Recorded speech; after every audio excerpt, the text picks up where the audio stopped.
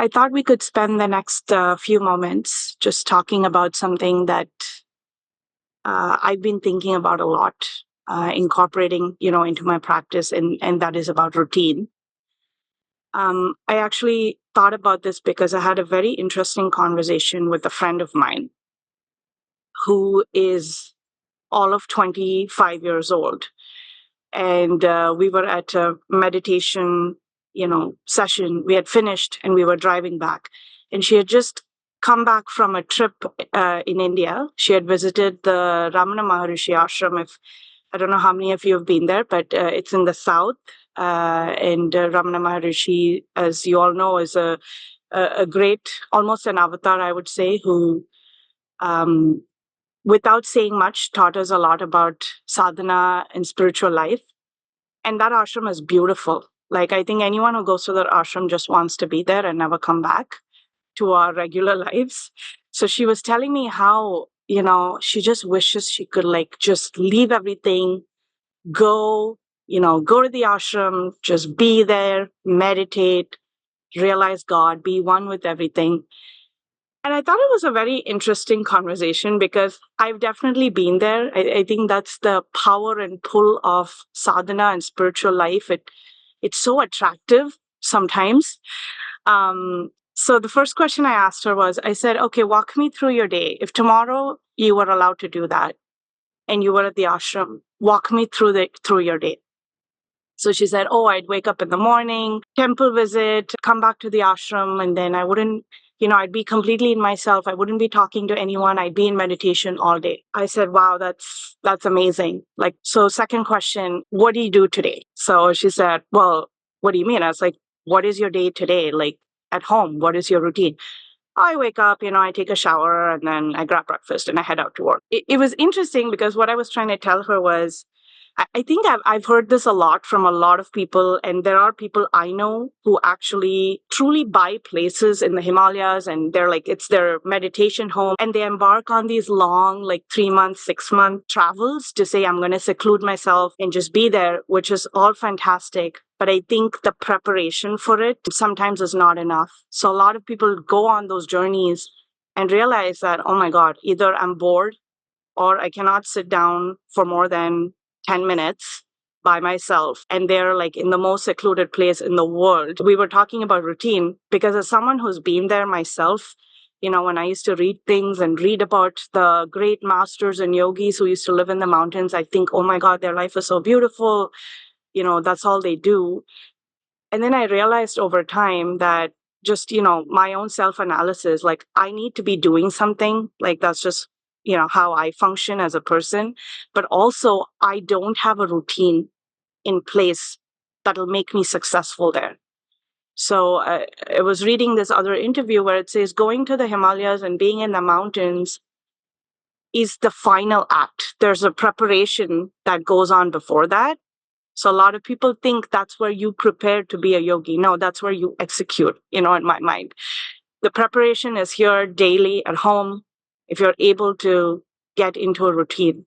So I was thinking about that, and the three things we talked about, my friend and I, we said, okay, first thing, we need to have a routine, right? Absolutely, whatever that looks like, whether that's a 5-minute routine or a 10-minute routine or an hour routine, every day we're going to commit to doing something that does not change no matter how you feel, no matter what's going on in your life. No matter the circumstances. If you're traveling, then take your japa mala with you and go do the chanting there, right? So having a routine is absolutely critical. Number two, having a routine that works. The kids were born. I went 2 years with no sadhana, no yoga, nothing. And I was really trying to get back into it. Once they were fine, I was like, yep, I'm going to wake up at 4 in the morning. I'm going to do my yoga, and then I'm going to meditate. I'm going to do japa all the way till 7. I definitely failed, though that was something I could do when I was, by myself, right? So I think it's important to find something that works for you. This whole idea of should I do it in the morning or evening? You can split it. You can do whatever you want, but as long as it's working I think that's a very important aspect of routine in sadhana. And this is where using daily life for spiritual success comes in. And that's the third thing we talked about is when I do my japa every day, I am so grateful I can do it. And really, you will not believe the number of days I sit down to do my prayers and I will hear my little one in the room just crying. And I have to go like change a diaper and then come back into my japa. So if I can get one day where it's uninterrupted, I'm like, God, I have been blessed today. Like, no one interrupted me. I was able to get through it. So I think there's a sense of gratitude and knowing that some of the practices we do, we take for granted. But putting that intention out there that, hey, universe, give me that time and space and ability while I'm healthy, hale, happy to sit down and do this because it all feeds into, our broader subconscious and our broader causal body, as we call it, into our karmic actions. So I just wanted to share that with everyone here today because that having a routine in life, whatever that is, even if it's a few minutes, has helped me tremendously. And it was really interesting. This conversation came up. So I said, okay, I'm going to share with my group. And I'd love to hear everyone, if you are following a routine or if you have any thoughts on it.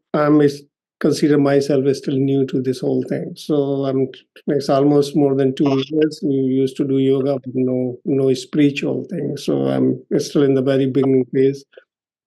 Slowly getting into the routine, to be sure. That's the most important thing. And we definitely follow that and divide how you want to spend your time towards your spiritual growth or the routine, as well as what is your basic dharma, which is basically whether it is towards your work, your society, your family. That's where you have to have the balance. One point I would like to make, when you think about it, looks good that you want to go, like I grew up in Himalaya. It's just 100 meters from Ganges. So it's beautiful place. I know, and that's what the most spiritual place. As a kid, I was not attracted to those things, but now I see that's the beauty.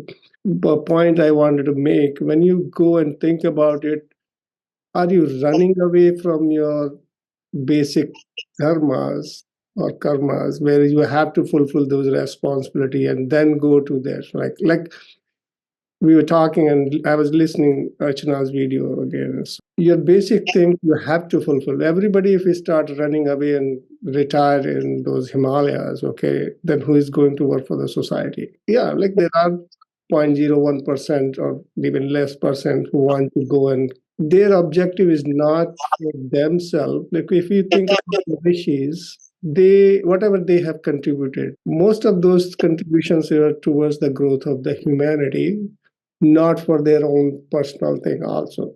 In the process, they attain that personal growth and things, but that's where I feel and that's where I think we should follow. And in the process, you will achieve your growth anyway. So that's what my comment in general. I'm somewhat disagree what your your friend said. Thank you for that. And that's a very good point because you have to make a distinction between running away from the life that you have, and we all have stresses and things, versus truly being a sadhak, right? So everyone has their own journey. I wanted to share that definitely whenever I adapted or adopted certain routines, not for spiritual so much, but I have been doing these things where, I take cold showers every morning, right? But it's not a routine, but I take a cold shower, right? Like that's a routine thing I do.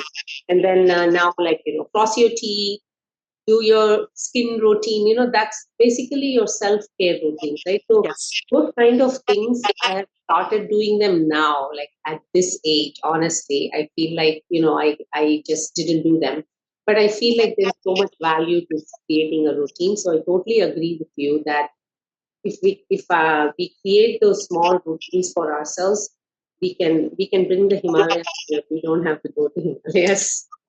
Exactly. A routine basically brings structure and predictability into your life outside of just spiritual practice. Like I know a lot of people who like go running in the morning or they have something. Any act done consciously I think contributes to your overall growth, right? And self-fulfillment. So I think there's a lot of value in all of the other routine. And it's the same principle of concentration and ekagrata that an athlete uses to excel in his or her line, as do monks who want to realize themselves. The goals are slightly different, of course, but the technique of concentration, of putting yourself, committing to that discipline, that is the same. So thank you. Thank you for sharing that. First of all, thank you so much for giving us this practice early morning and sharing. Yes, one day I want to experience what you or your friend has experienced. I do follow spiritual path and I try meditate. As life is so busy, try my time. And it gives me very, actually meditation has a lot of. So nowadays, because I'm so busy, so what I try my lunchtime, because weather is beautiful, I put my car and I try to meditate for 30 minutes. And then I try to meditate in the night. And whenever I get time, I try. I know there is no schedule because of my work.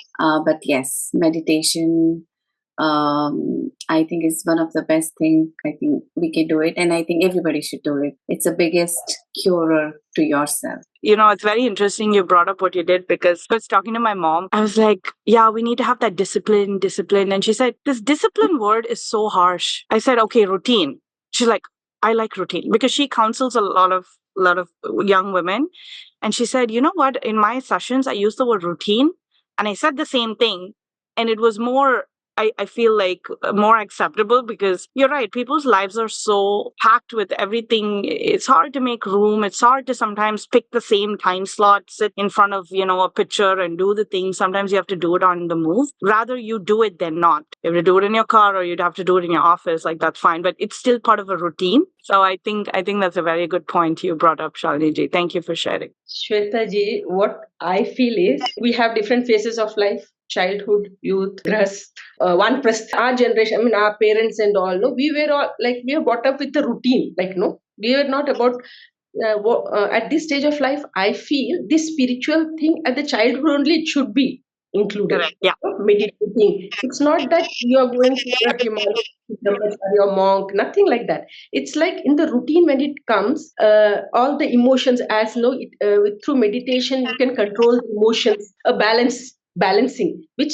nowadays the children, they don't understand now when we tell them at this youth age and all, no. But if the children who understands and if they start implementing, then they feel that difference, and that's what I am facing now with my children, because I didn't make them meditate. Now they are in the 20s, and when I tell them no, it's not that I just want them to sit for some time, and it's along with their routine. Routine is like, as you know, we follow a routine. It for maybe for knowledge, goal, anything. It's a daily routine. In that, including meditation. Only that much. So along with all your responsibility, childhood, what is your role?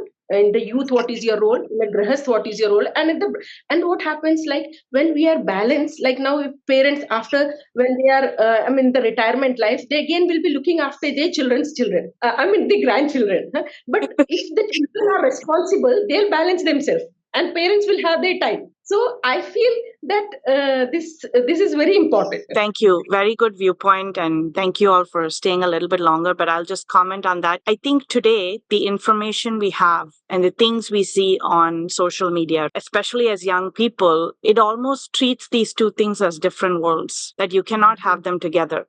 But you're absolutely right. Like, this is integrated. Just the way you're going to school for a degree and you're going to work to earn money, you need to do something for your spiritual development. That's part of your life, right? And like you said, I grew up in India. This was never treated as a big thing. Like, it's part of your life. You wake up, you get ready, go to school, and you spend 2 minutes praying or doing whatever you do, right? Like, it's part of your life. So I think there's a lot I find, because I work with a lot of younger people, and especially those my age, the thinking itself is very different in terms of how these are seen. So very, very valuable point that you've raised, Prasita ji. Thank you so much for that. I just want to thank everyone. I really love to talk about things in class, so I'll do my best to bring up these topics and have the discussions we had, because I learned a lot. Shweta ji, can we do this? Maybe we'll do a check-in in a month or two and see if Yes. anybody has started a new Yes, routine. very good point. Call to action is very important. Let us all go away, do something about our routine. Let's do a check-in, in a month to see what everyone's done. We all have routine, okay? It's just bringing in your routine the spirituality and your personal growth. That's where it is. Having a routine for spiritual practice. Tell us more about it next time. I think that'll help everybody in the group.